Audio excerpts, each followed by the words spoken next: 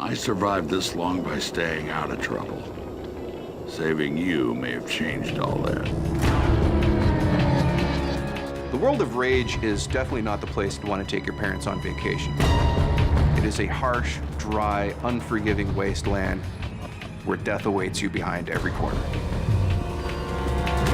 You have a world that's post-apocalyptic, where everything has been destroyed and everything is in ruin. You wouldn't want to go without a couple rocket launchers, body armor, a week's worth of food.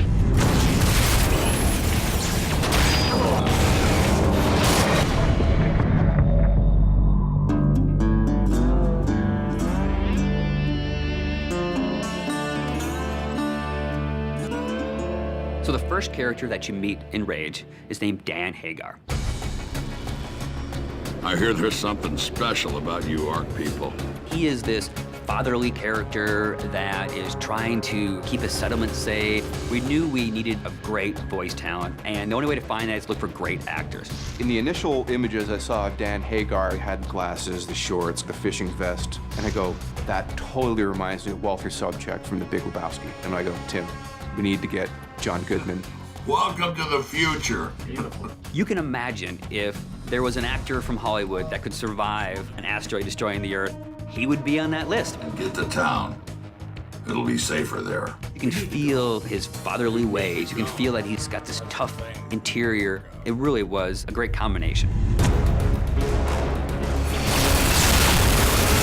Sound really is half of your experience. The first half is being taken in with your eyes. The second half is being taken in with your ears. You should be able to look at something in the world, hear the sound that's coming from that, and think in your mind's ear, yes, this makes sense. This fits in the world. Gun sounds are one of the hardest things in the world to do, only because you're constantly hearing them. The shotgun is a type of weapon that when you hit the fire button and point it at someone, you really want to feel that kaboom. Get the sound mixed between the high-end elements to pique the interest and the low-end elements, the kick to the gut, to make you feel like you're in a living, breathing, cinematic experience.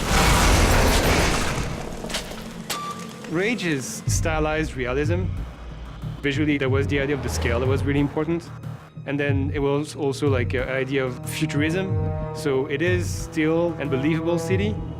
You know, there was definitely a lot of visual from brutalism that has that feel that kind of relates very strongly with the authority. So I wanted to go with something that's very solid and very aggressive looking.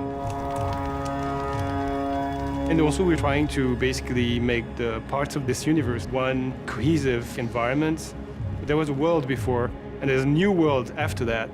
And you have to think of like the layers between the two eras, basically. When I started this technology, I had some image in my mind of what it could do, but when the artists get a hold of this and they start working their magic on it, they produce things that, when I look at some of the scenes in Rage, I'm just, wow, that looks better than I would have thought this game could look. The technology right now allows us to paint on any surfaces at a pixel level. As an artist, I like the possibility of expressing your vision in a much higher fidelity. There's no textual limitation. The big challenge is more about when do I stop? When is it good enough that it achieves the goal? So you have to kind of find that good balance. I want the player to feel like he lived through an experience that is bigger than just the game itself. Everyone who's seen the game so far has had the same reaction. It's like a visual shock. There's some really breathtaking imagery there, and it is better than I would have imagined it would be.